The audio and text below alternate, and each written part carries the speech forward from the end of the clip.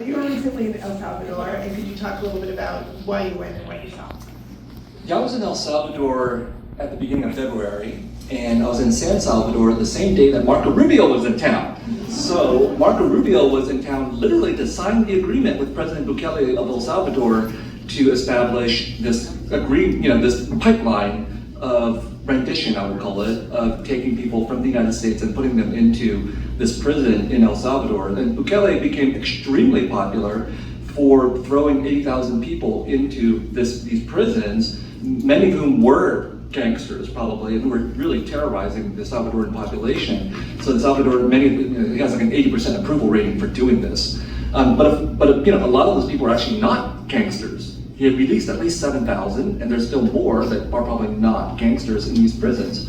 So anyway, Rubio, as the child of Cuban-American immigrants and refugees, is there to sign this agreement, and me, as the son of Vietnamese refugees, was there to look at the history of massacre in El Salvador. Because when I was growing up in the 80s, I was reading the newspaper and magazines and reading about what we were doing as as the U.S. supporting the Salvadoran government. The Salvadoran military was trained by the United States. That civil war in El Salvador in the 80s killed 80,000 people, most of whom were innocent, and something like 83% of the atrocities were committed by the Salvadoran military, including this horrifying massacre at El Mozote that killed 1,000 people, all innocent. So I went to El Mozote and talked to 3 of the survivors. 2 of them were my age, which meant that when I was reading my books in the San Jose Public Library, these guys were kids fleeing from the Salvadoran military. That was a very moving experience for me. I visited the El Mozote Memorial, but then one of them said, I want you to visit my private memorial. So if you ever visit El Salvador, the El Mozote Memorial is a part of the tourist track and everything like that, although it's 5 hours outside of San Salvador. But one of these gentlemen, Senor Martinez, wanted me to visit his house, which was 30 minutes away in La Jolla. And he had lost 25 family members in this massacre. And it's 30 minutes away on this very difficult road. When you get to his house, it's a small house. He also runs a convenience store out of his house.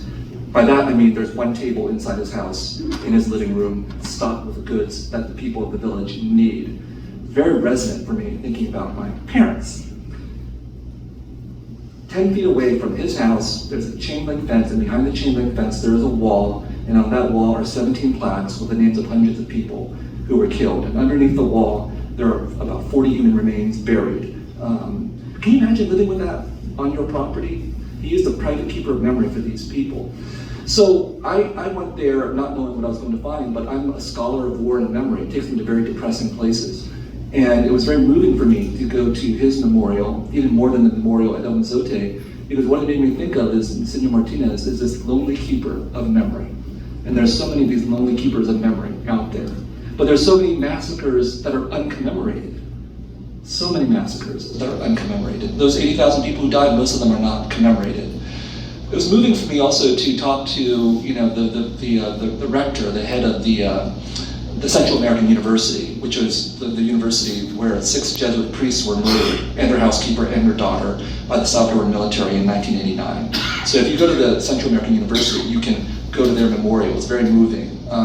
They were shot and killed on the campus, on the grounds of the campus. And there's also a memorial to Archbishop Romero as well, who was murdered in 1980 by the Salvadoran military. But the rector told me, when I asked him, do you have hope about what's happening in El Salvador today? And he said, well, I do have hope because there are all these projects of memorialization that are taking place. People who are still fighting to keep the memories of this history and these deaths alive.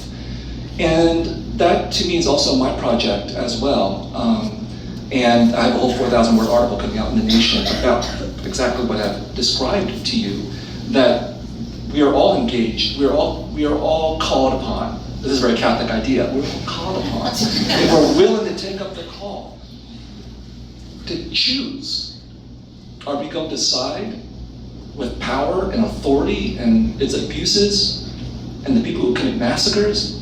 Or are we going to side with the people who are the victims, the people who are fighting to keep the struggle for justice and memory alive? And that choice is still a live one. We are not insulated from that as Americans. We were not insulated from that in the 1980s. We're not insulated from that today. We are still called on to make a choice in the present as well.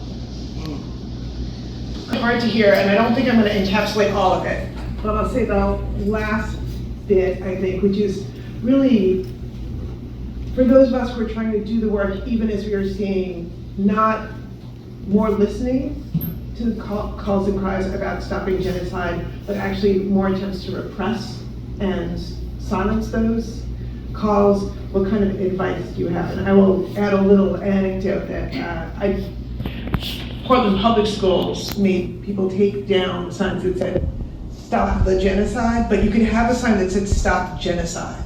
So like, genocide as a category is bad, but particular genocides, we're gonna roll with it. Wow, that's so interesting. I know, it's the power of the definite article. So for those of you who are interested, I mean, it's a great question. It's a very hard question. And again, I don't want to sentimentalize or idealize the response, because if we look at who, outside of Palestine itself, and people were being killed there, if we look at the United States or other kinds of countries, who's been paying the price? It's been like students who've been paying the price, right? Whether it's students being arrested on college campuses, or now, of course, students after the protests being arrested, sent to Louisiana, threatened with deportation, all these kinds of things. It's students who are paying the price. They should be paying the price. Who should be paying the price?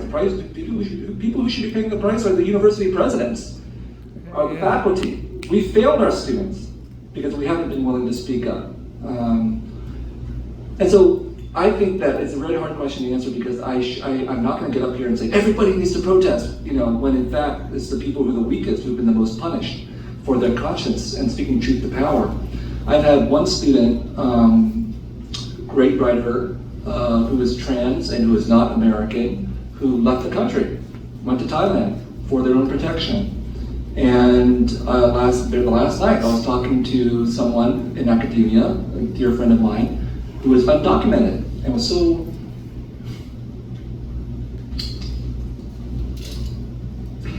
tormented because she wants to speak out. But if she speaks out, she becomes a target. She can be deported. And I told her, look, I'm going to speak out.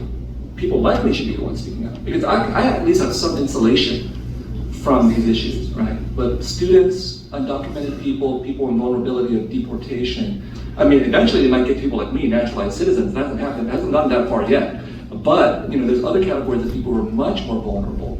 And so I think you have to engage in self-protection as well.